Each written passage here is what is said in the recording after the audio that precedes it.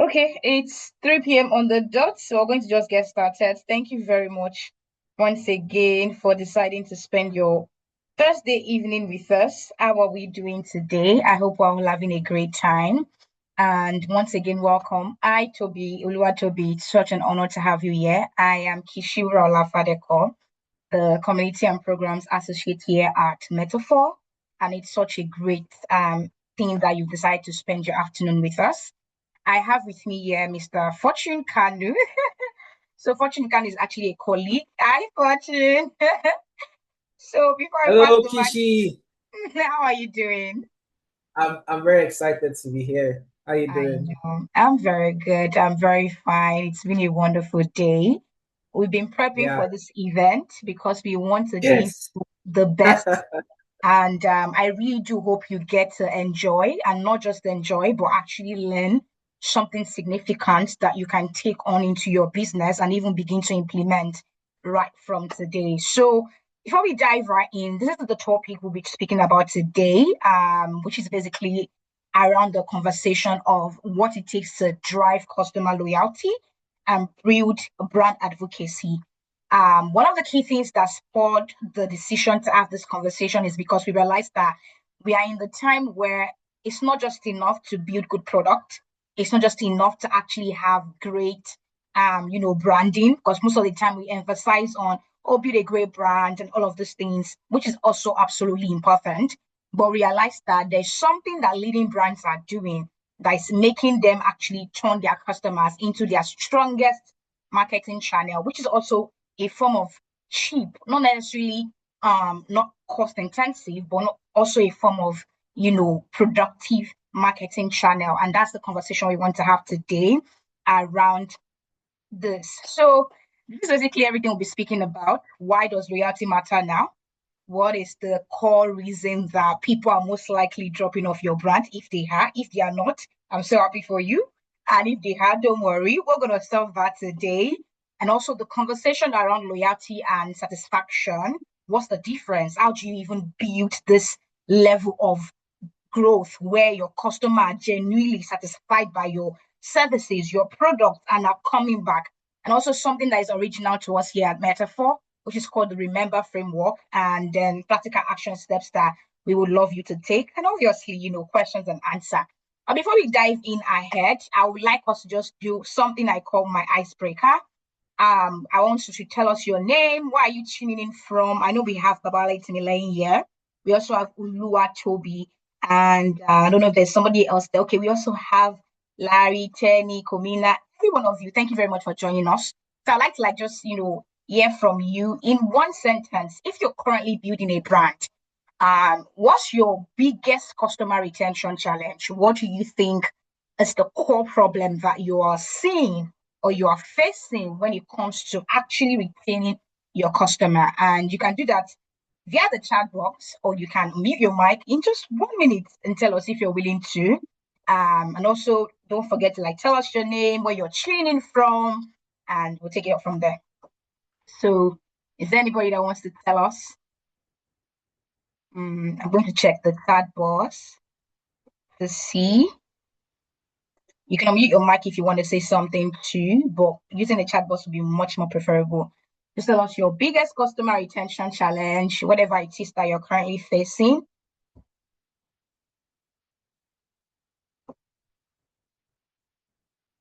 Okay.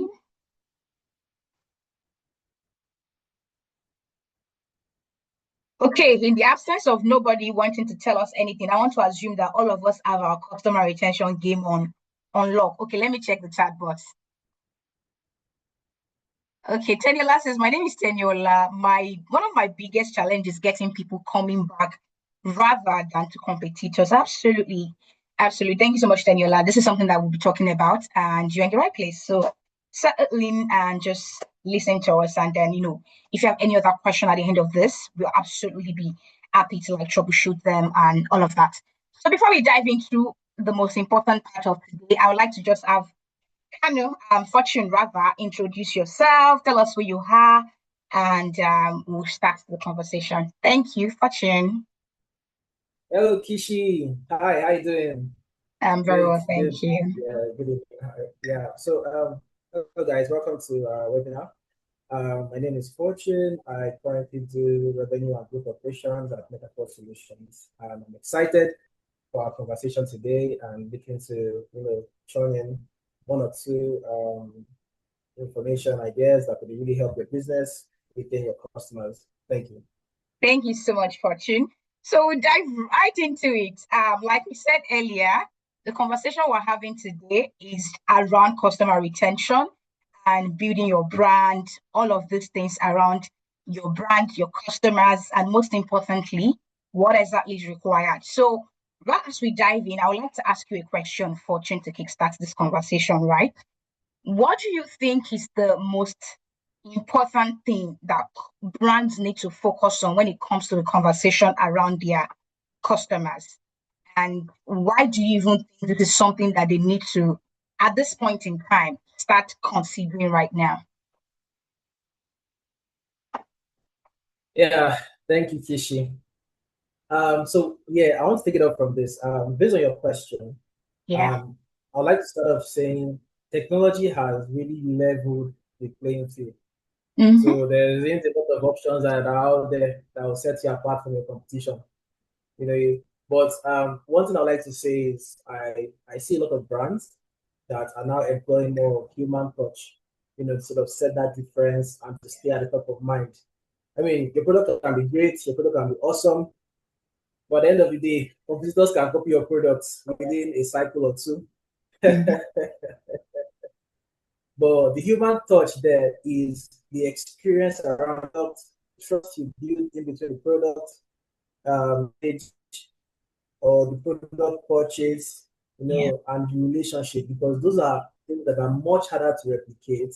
And those are the things that I know for sure that brands or companies should really employ, when bringing out their products to their customers. Right. So for Yes. me, I would say the human touch, which is around the experience, the trust, and the relationship, which is not something that a product can really replicate at the end of the day. Absolutely. Absolutely. I 100% agree with you. And I think one of the core things for me, Ada, is see nowadays is the fact that, like you said, the field is already leveled, and the fact that every single brand is now doing whatever it is that they can do to up their game, and whatever it is that you want to do has to be actually customer driven. It has to come from the perspective or the POV of what exactly is going to make these people want to choose us all the time. And another thing I always say is the fact that the growth equation has changed 100%. What you would do in 2023 or even last year, 2025, to acquire a new customer, and you probably wouldn't be worried so much about every other thing, are things that you have to factor in and consider right now. Acquisition cost is rising because to win attention of customers is consistently getting more expensive. And that's because everybody are showing up with their top game, right? Imagine you are you're in an industry with over 10 competitors, and all of your competitors are now leveraging AI. They're now leveraging every sophisticated tool and every other thing like that. What do you want to do that is going to be different? And Exactly. we also see that attention is becoming more scarce. And with all of this thing, you have to understand that you can't just drive sustainable growth through just your product anymore and just the service you want to render, but the entire process.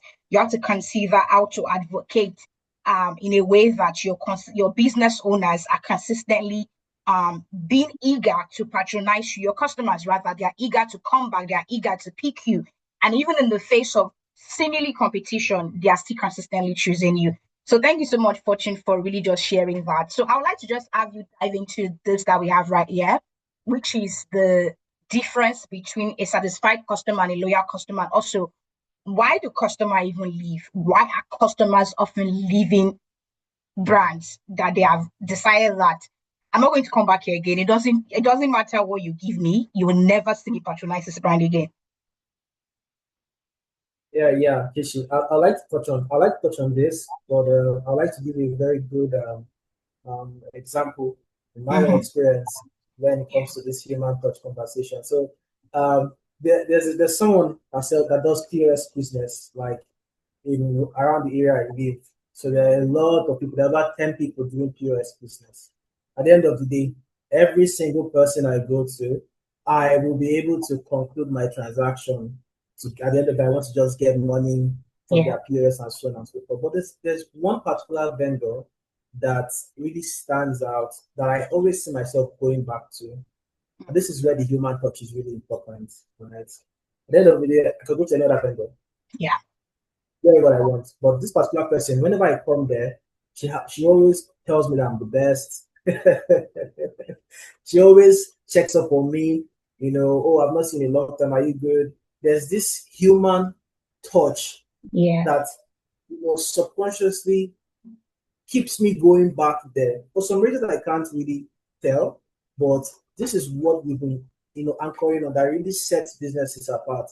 I keep going back there, and even it's crazy to the point where 9 people can be doing POS in that same spot, but if she's not around, I find myself waiting for her to come before I can even do the POS. So that's how powerful and that's how important relationships can really set a business apart when it comes to having that conversation or that interaction with your customer.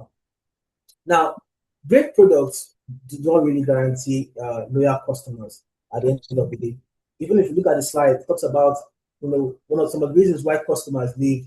They're feeling unappreciated, or no follow-up, a better experience elsewhere, no emotional connection, inconsistent, engagement. At the end of the day, what I always tell companies is product quality can only get to your first purchase, but the experience is what brings them back. Over and at the end of the day, the loyalty of a customer lives in between the gaps. It's in the gaps between the transaction, not the transaction itself. What keeps a customer coming is not the fact that they came to you and they got your service, or they came to you and they purchased the product, but what happens in between the process of purchasing that product is what sets you apart to identify if a customer will be loyal to you or will choose someone else at the end of the day. I totally agree with you. And I feel like there was... No, please go ahead. Okay, thank you. I have a lot to say. Please do. So I'll give you an example. Everybody knows OpenAI. OpenAI was the fan favorite in the beginning. OpenAI, ChatGPT, everyone was like using ChatGPT at the beginning. But when Claude stepped into the game, Claude brought something that was more humanly relatable. And that was where their responses and the reasoning of their AI had this human touch, it had this human understanding. People felt more drawn to Claude, right? And Claude was giving us its reasoning breakdowns. So people were seeing how it thought, rather than just going from OpenAI, just put your prompt in OpenAI, it gives you the answer. I mean, quite good. But that breakdown and human reasoning and helping us understand this process was what really drew people to Claude at the end of the day. And that's why Claude is now talking as one of the best, companies in the AI game. Yeah. So, I mean, like I said before, your product can be great. Competitors will copy it, do 1 or 2 cycles. But again, companies should understand that experience, trust, and relationship is very hard to replicate. Absolutely. I also want to talk about switching triggers, right? Most reasons why clients or customers switch, most times it's not even about the quality, or it's not even about the quality issue of the product, but sometimes they feel ignored, confused, disrespected, slow response time, no follow-up. They treat them like a transaction. That's why I said earlier that it's not even about the end goal, but it's about the process of the end goal. Yeah. The third thing I'd like to talk about is the emotional. We're emotional beings, right? Yes. We're very emotional beings as humans, right? So emotional memory would always beat functional memory when it comes to product. Customers don't forget your product spec. I mean, ChatGPT is fast, but how your brand makes me feel is what keeps me there. Is what keeps me, right? Am I frustrated after using a product? Do I feel valued? Do I feel surprised? That's what makes me loyal to you at the end of the day, right? So companies should take customer loyalty as a relationship investment. Mm. It's not a rating thing. It's not about how good your product is. It's not about your product being a 5-star product. Because at the end of the day, a 5-star product with zero Bad relationship services. equity is one bad experience away from losing a customer. Yeah. And you will lose your customer to a 4-star product or a 4-star competitor who remembers the customer's name. Mm. Right? Speak on that. Yeah, who remembers customer's name. So trust is always something that when you, this emotion, the human experience or the human touch is what makes trust to compound, not Yeah. the best features at the end of the day. Mm-hmm. Mm-hmm. So yeah, so companies should employ that trust balance, because it's what helps you survive, Yeah. especially when you have product hopes. Sometimes your product might not be doing well. Sometimes you may not be there to answer the customer, but they remember the past and how you treated them, Yes. and they wait for Yes. you. Thank you. Thank you so much. I really love how you broke down that trust factor, because I feel like most of the time when we talk about trust in this space, especially here in Nigeria, we often think is about what we tend to say about our brand, what we say our brand can do. But the truth is, most people, and one of the things I always say is the way product selling or even services or the entire market in Nigeria is built on relationship, human being. I remember one time, and just like the example you shared, I always share this example. I wanted to get something for my husband, and unfortunately, they didn't deliver the due time they said they were going to deliver. But guess what? Prior to the time that they were going to deliver, apparently, I think they already knew that they were not going to meet up with the delivery date. They had reached out to me to apologize for the fact that they will not be able to meet up with that delivery date, but this is a new delivery date, and they wanted to ask what they should do. Should they go ahead and just adjust it? But they wanted to like just get my perspective and all of that. And I feel like for me, it was like a big differentiator. I've never experienced that from any Nigerian brand before, not at any point in time. And I buy a lot online. But for them to take the time to reach out to me and say, hello, Maham, we really want to apologize for this and this and that. This is what is happening. We totally take responsibility and we would understand if you could not wait. We would like to know what you would like us to go ahead with. I said, no problem. Deliver the time you can deliver. And which they eventually did. And when they delivered that product, they delivered with a gift inside. And one of the things I always say is the fact that ever since then, I would always recommend them to people. I don't care. Anytime my friend came into the country recently, she was asking me, where can I get some of the outfits your husband wear? I'm like, this is the people you want to patronize. And guess what? They are expensive. There's no reason they are charging the amount they are charging at times, but I'm like, I don't mind. The entire process is each free. I don't have to stress. Somebody is calling me to tell me your order is on the way. Okay, voila. Somebody is calling to ask me, did you receive your order? Thank you so much. People like to ask you for your feedback. Hello, I love that. I will choose that every day, every time. If that's what I'm paying for, I do not mind. And I think that's one of the things that people often miss out on. Like you said, we focus so much on the transaction and then getting them to buy and forget that one purchase is not enough to keep the business running. We require more than one purchase. Another thing I also always say is the fact that you always assume that you can get as many customers through ads. But guess what? One loyal and satisfied customer can at times be enough advertisement your business need, because guess what? They would always go out there and talk about their experience over and over and over again. And I hope that that's, if you don't even learn any other thing, that's one thing you leave here with, to understand that great products are great, but the entire experience behind how you ship this product to people. Do you have an after sales process? Do you have an after sales entire customer end-to-end experience? Is there a way that you consistently ensure that your customer are coming back to think about you? And that's just it. I want to check the chat, but I see a message here. So let me just check it to see. Yes, yes, Fortune. Your customers are your biggest advocates. Absolutely, I agree with you. So moving on, I would just like to just talk on the difference between having satisfied and loyal customer, which is already, as you can see. A satisfied customer is often happy with the purchase, but guess what? When they become much more loyal to you, they will choose you over and over again. They will not just be happy about the fact that they bought from you one time, they would always come back. They would not just think of saying they want to recommend you. I would always advocate for two particular brands in Nigeria. And funny thing is, one of the brand I always advocate for, I don't even like founder like that because I'm like, she may see some time on Instagram, but then I'm able to separate the founder from the brand because they do know what they are doing. The brand is good, Yes, yeah. they are good. Their experience is good. And that's the only time I'm making exceptions that you can be yarning nonsense on Instagram. I'm gonna forgive you and choose your brand. I'm only, Do you want I'm to only shout out the brand? it's done. It's actually a skincare product I use, and I've been using them for like Oh, 4 years now. And I remember my sister telling me one time like that it's so weird how because there are times I would joke with my sister about the fact that this person has said something again that is like I don't understand why she's doing like that. So I say it's not my fault to buy from them. I'm like, no, I'm going to buy from them because at the end of the day, they do know what they are doing and all of that.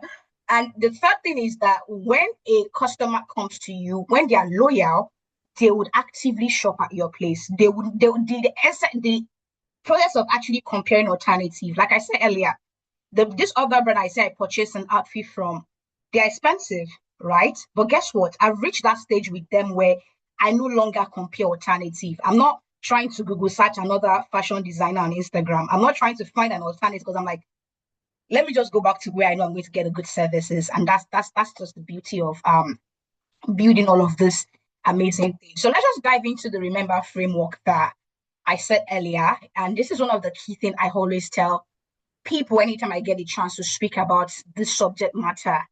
It's not the biggest thing you do at time. It can be the simplest thing you do that would be the differentiator between how a customer will perceive your brand and how they will choose to consistently relate to your brand, right? So, and this is one of the key things that we want this framework to be able to help you do.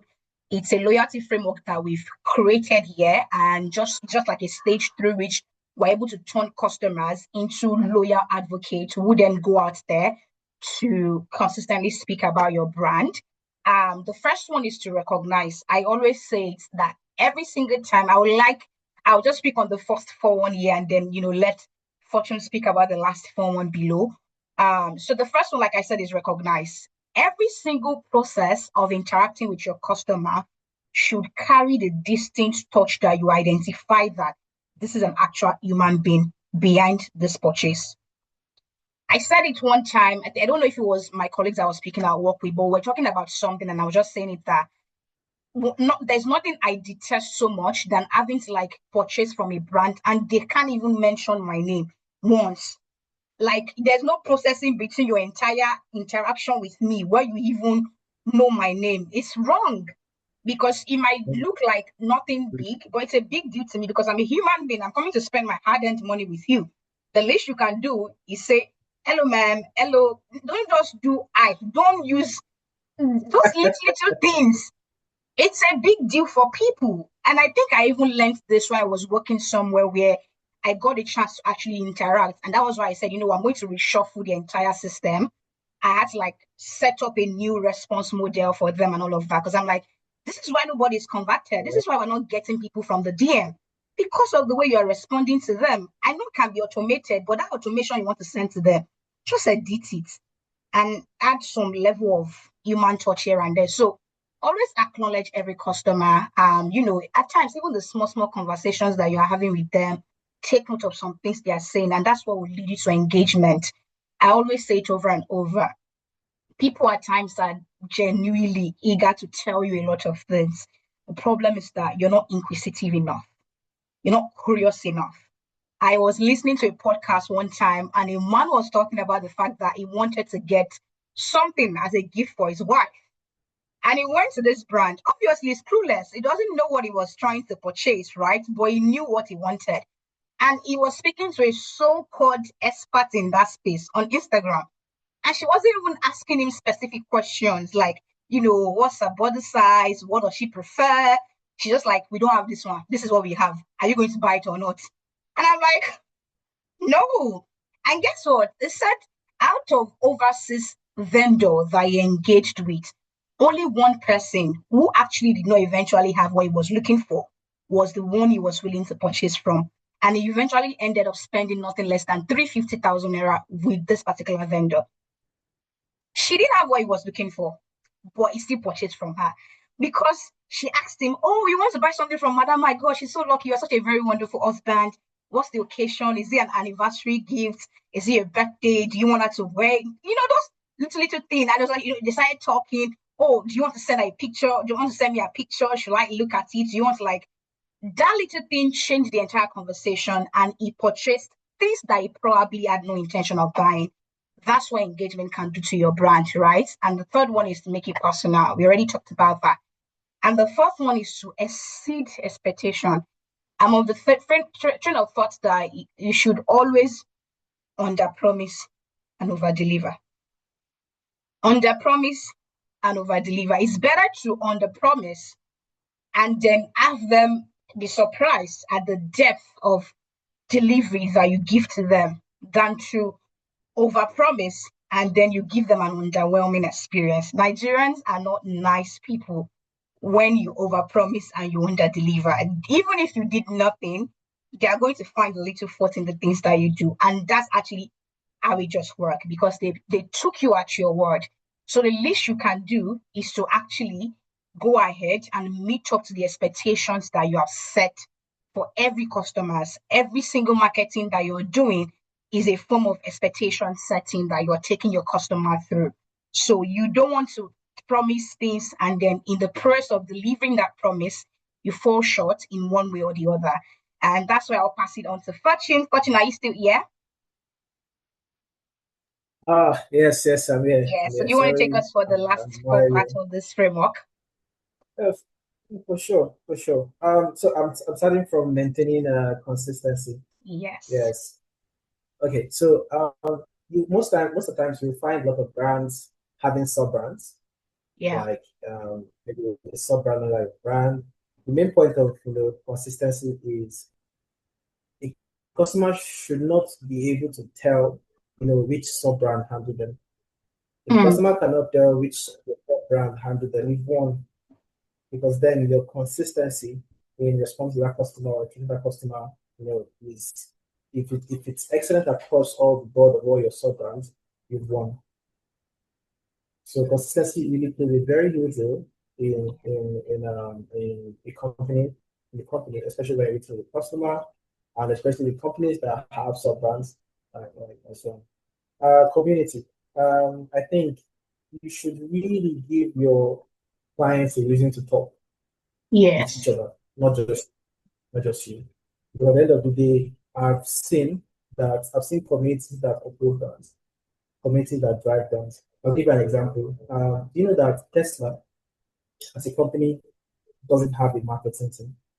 I've Yeah, never heard that before. yeah, they don't have a marketing team. Never Wow. started out with a marketing team. The community around Tesla was so huge and it was so global. Being the first people to bring electric cars into the world, they had no community. They had no marketing team. It was the Wow. community that was their pillar. Elon being very influential and connecting with people on social media, people talking about it, people creating like subgroups or sub gatherings of Tesla owners in Silicon Valley, Tesla owners in New York. You see stuff like that on Twitter and so on. Back then, the community really upheld the company, and Yeah. the company did not feel the loyalty or trust that customers provided to um, company. So you would see community um, being held on WhatsApp, Instagram, could even be small event gatherings that are held maybe every quarter of the year that just keeps people able to connect and to talk in addition to your brand. Now, I was talking about advocacy. So making sharing easy it's making sharing easy and rewarding is very, very important. You know, content reposts, tag your friend text, giving people reasons for why they're shouting you out, giving people a reason for why they're talking about you. It's very, very important for the company growth. And the last one is loyalty, honor the relationship. At the end of the day, people really love to be given stuff that is related to your brand. That's why you see a lot of companies that employ give the corporate gifting where they give items that apply to the company brand, something that is really functional that the client can see, and relate to the company and say to themselves, this is something that I got from this company, this is something I used to open my beard.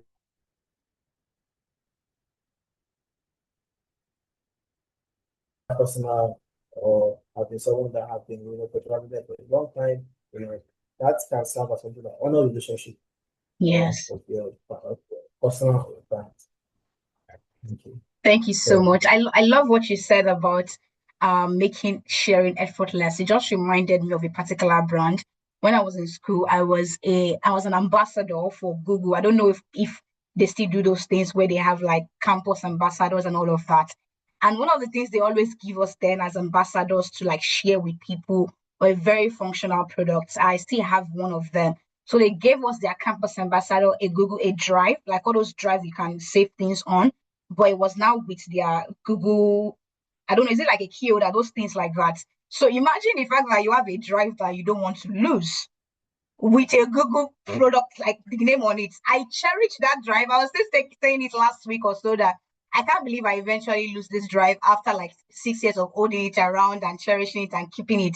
But every single time I use that drive, I absolutely remember the fact that I got this for free from a wonderful brand that I absolutely loved. And yeah, it just makes so much sense. Johan is watching. You want to say something?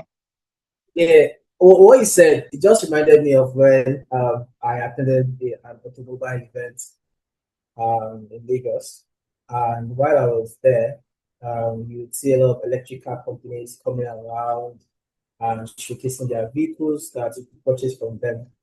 So Hmm. now during the event itself, Access Bank was, present in the event, and what they were doing was they were providing car financing to people that were interested in getting those vehicles.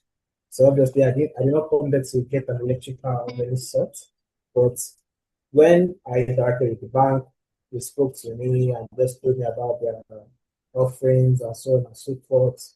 They gave me an Access Bank um, branded um, miniature Hmm. um, miniature car piece that was so Wow. beautiful that I could use as a key holder. Every single place I went to, people asked me, Fortune, where did you get this? I find myself always explaining to them how Access Bank were doing car financing and how they gave it to me and how I. So I was advocating for this Access company Bank without knowing that unconsciously. I was advocating for them. You get because they had reward. They rewarded me for having that conversation, but I had the brand I thought At of the my top head. of your mind. So yeah, I thought of my mind. Sorry, I had the brand I thought of my mind.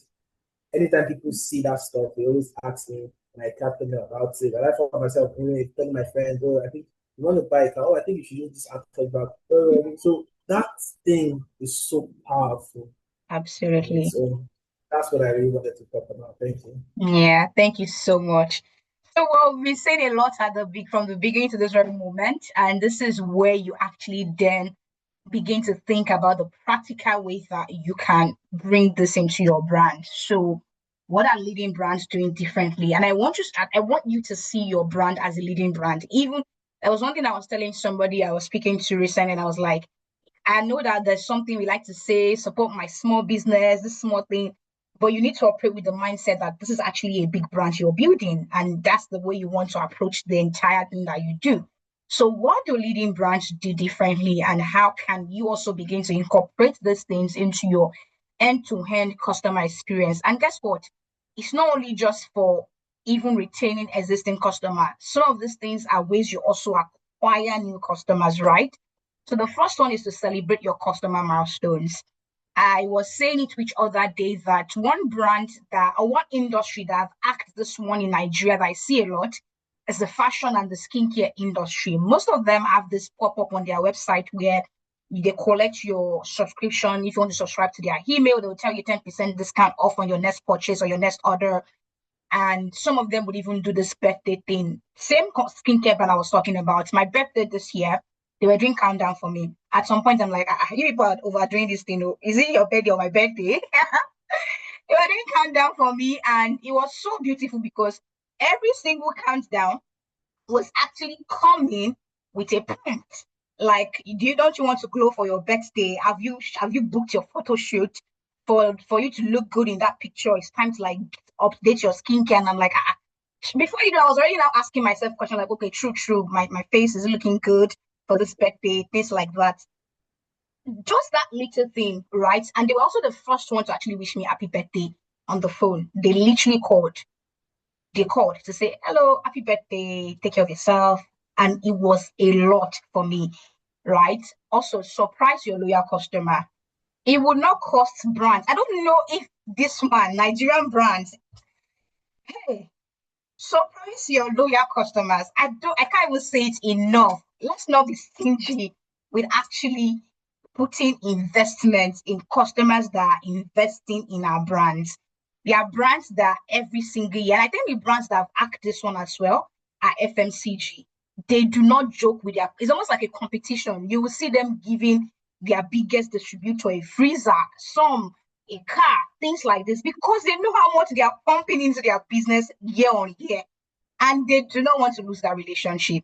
So it's one thing that we can learn as well. Reward referrals. I always say it that the way you get customers to keep coming back is by you actually rewarding the efforts they've put into your business in the first place.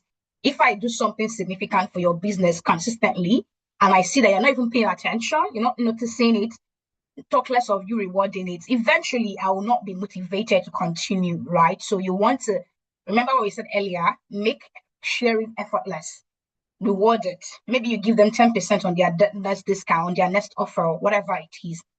Also, create memorable physical experiences. This one cannot be overemphasized. And Fortune mentioned it already. It could be the community building aspect of things, gather people together, and there's a way to do this. It doesn't have to be just around what you are doing alone. Okay, you could say, oh, what should I do that is around what I'm doing that can make me do an event? Even if it's not your own event, find another event to plug into. I remember when I was working in a particular company, it was ALX, an EdTech brand. We didn't do a lot of events alone. We were actually plugging into others' events. So we call them activations. You will go to this event and say, if you want to come to this event, we will pay for you. And we would sometimes even cover logistics for some people that want to come to this event. We have fun there, we take pictures. And before you know it, people are talking about the brand every single time because they were getting free entry into events that they probably would have not been able to go to in the first place. Also, build community around shared interests and stay visible after the sale. I think this is very important because I feel like the after sale process is one of the most important and defining factor for if a customer would come back or not. How you treat people after they've paid to your brand is a huge deal. You don't want to have a customer reaching out to you and telling you, oh, we've not received our order. And you're like, oh, we thought they deliver it. And customers like, no, they didn't deliver. You're like, do you want to call the delivery company? No, I don't want to call the logistic company. It's not my business. You call them and deal with it. That's why I paid you, right? And those little things are the big deal that I feel like many Nigerian brands are not even understanding. There's no reason you're delegating or leaving some process to your customers that have to deal with, right? So yeah, that's just it. So I would like Fortune to just take us through your 30-day action plan. What do you want to do in the next 30 days to actually get your brand from the brands that customers like to the one that they are talking about positively consistently? Thank you, Kishi.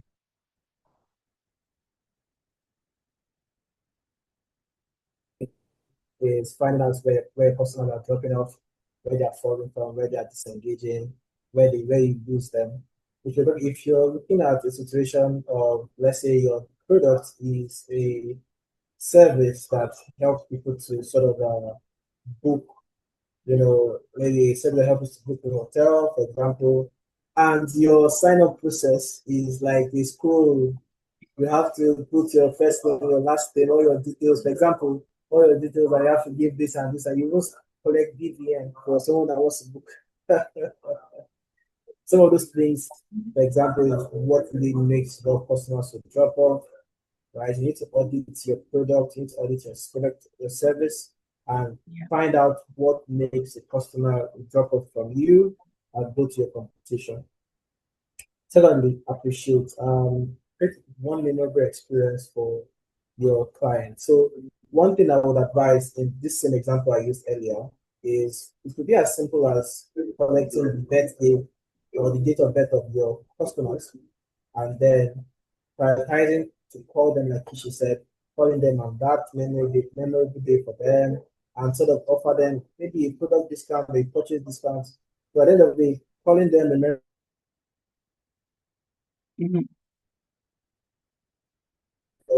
of that client. And so imagine you call them on their birthday and you inform them that, oh, for your birthday, we're giving you a discount just for you alone for this product. At the end of the day, the client will get that discount opportunity. And at the end of the day, they're still, purchasing something from you. Advocacy, give them a reason to talk. Like it could be an event, it could be, a collaboration with someone that people adore. It could be a community competition, whatever it may be, whatever keeps people engaged, whatever keeps people talking, not just people, sorry, your customers, whatever keeps them talking, whatever keeps them, being in that conversation around you is something that is really, really, really important. I remember when Child Deck started to do Child Deck first of all came out and they were trying to, improve their customer base. One of the things that they did was reward referrals. So I always see a lot of universities then that are trying to invite their friends so that they can get that extra free meal from Child. I know Child they collaborated with the restaurants, and anyone that refers their friends, at the end of the day, they get that free meal. So you see people rushing, getting their friends to you. We were having that conversation. Are you on Child? So that's how they grow their customer base, and that's what really work for them. So it is something that I would really, really deeply, deeply, deeply advocate for. That companies and brands should really do to not just build customer loyalty framework that builds customer loyalty will always trickle down to the success of your company, your service, all of that. Absolutely. Thank you so much. I think this is where we'll be pitching our turns today. And the closing thought is just to let you know that loyalty and retention isn't something that you build through one campaign or through one marketing season and all of that. Is a consistent effort that require consistent and repeated experiences where your customers are having reasons to consistently choose you and to engage you. So where does Meta4 come in? You might be wondering. So what exactly how are we supposed to do all of these things? Many ways. There are many ways we can support you to actually build this memorable customer driven experiences for your brand, right? The first one is through brand experience. We help brands create physical touch points that leave lasting impression. Remember that example we shared about the key orders, the car thingies, the functional product. We do all of those for brands.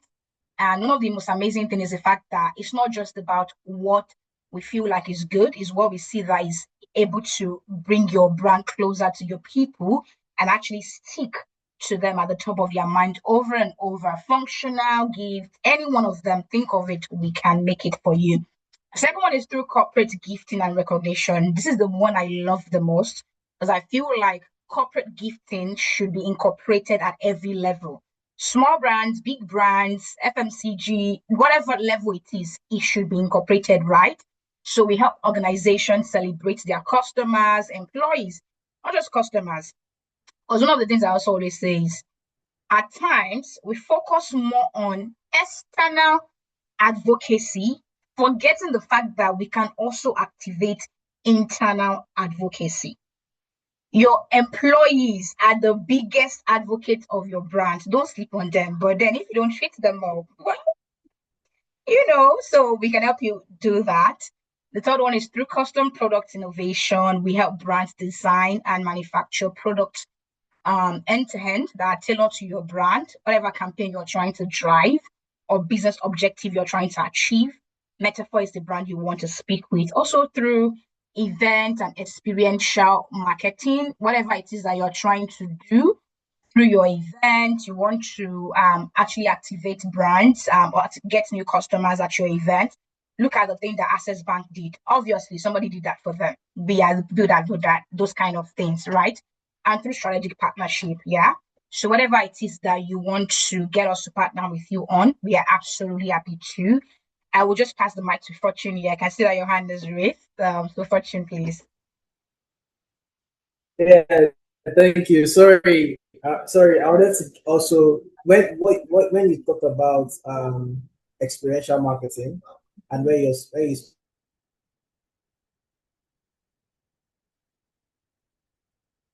is not just a product, manufacturing company. Mm-hmm. We also really dive into the intelligence of why a product should exist. And I'll give you a very good example. We did an understudy in the automotive industry.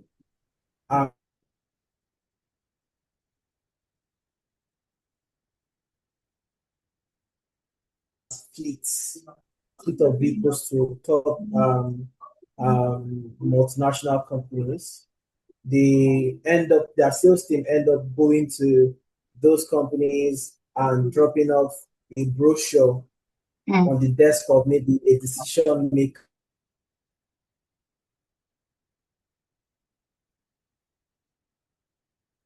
That brochures always, can be forgotten.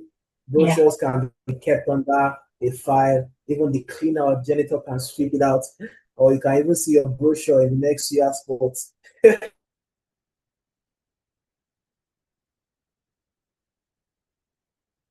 That study. And now the intelligence we did, or the intelligence that we procured around this situation, or how we try to solve this problem, was to create a product that not just helped you to close deals in your absence, or something that at the end of the day increase your chances of getting that purchase done. And I'll give you a good example. We did a miniature piece of the vehicles that those companies sell. Now, imagine a sales representative that goes with an ordinary brochure and a sales representative that goes with the brochure and that functional.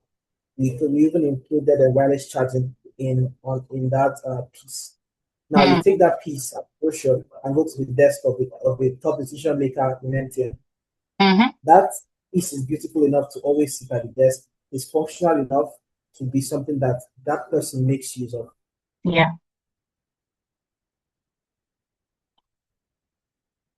Any single person that comes to that table and sees that piece will ask, "Oh, what is this?" At the end of the day, the piece itself is serving as a conversational piece. And that HNI, or that individual, that decision maker, is now speaking about your brand, even in your absence. And at the end of the day, you are at the top of mind. Yeah. And when you're at the top of mind, it increases your chances of closing that deal better than any competition that is revolving around also getting that deal from that company. So Meta4 is not just going to be just, oh, let's just do a product for you, but we provide our customers the intelligence around why this product must exist. Absolutely. Thank you so much for sharing that. So yeah, like I said, you've heard it all from Fortune and I want to believe that you've already created your action plan for your business on how you want to start engaging your customers from today. The most important thing is not what you are leaving this place with, it's actually how you are implementing what you've learned today and how you will then be taking them to actually drive your own brand, customer advocacy, and retention. So thank you so much for joining us. I would like to ask if we have any question at this point in time. Is there anybody that have questions? Do we have questions you would like to ask? We can take one or two questions and then we'll call it a day. So I'll just be looking at the chat box to see if there are questions there for us. And if you want to connect, it's not even if you want to connect, you want to definitely connect with us. You want to connect with us. So please stay connected with the brand, to access much more important and valuable conversations like this. And even the webinar replay, we'll be sharing the webinar replay with our attendees today. Early access to future events we'll be doing, especially for brands who want to learn more about how they can actually build memorable brand physical experience for themselves. You definitely want to stay connected with us. So yeah, I want to see if we have questions. And if you want to use your mic as well to ask the questions, that's absolutely okay as well. So if we have any questions. Now is the time to ask your questions. So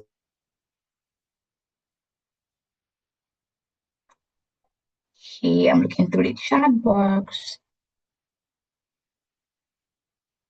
Okay, I'll take it that we did a good job. That we did an absolute job in mystifying the concept around customer retention and loyalty. Okay, yeah, you can definitely get the replay. Olorunfemi, please. You'll be getting the replay.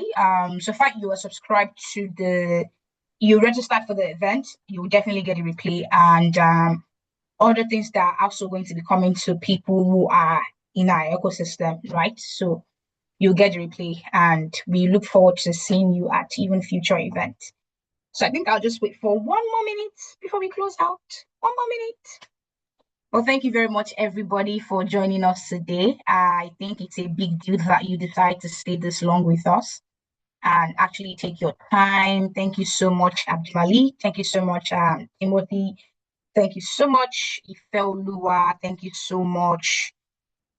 Okay, I don't want to mispronounce that name. Matthew and Michael, Toby, Oninda, Praise, Richard, Samuel, Teniola. Thank you so much, everyone, for your time. We do not take it for granted, and we look forward to seeing you even at future events.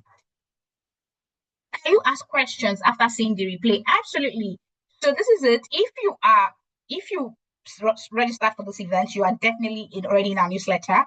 So you can ask any question you want to ask after the replay by just sending an email to us, and we would happily respond to that. But if you want to ask the question right now, that would be great as well. So you can possibly get my own POV or Fortune's perspective on this. But if you want to do it after the replay also, that's absolutely okay. And we absolutely will be happy to have you do that. So thank you very much, everybody, for joining us today. It's been a great time, and we look forward to seeing. This is going to be a monthly event. So we're going to be having this Thursdays with Meta4 every single month, the last Thursdays of the month. So just book a date in your calendar and look forward to the next edition of Thursdays with Meta4. And we can't wait to actually, dive deeper into the forthcoming conversations we're going to be having. And you can even suggest conversations that you want us to have. You could say, oh, I'm having this problem in my company. How should I solve it? What should I do? How should I troubleshoot it? And would happily see what we can do. So thank you so much, everybody. And do enjoy the rest of your evening. Bye.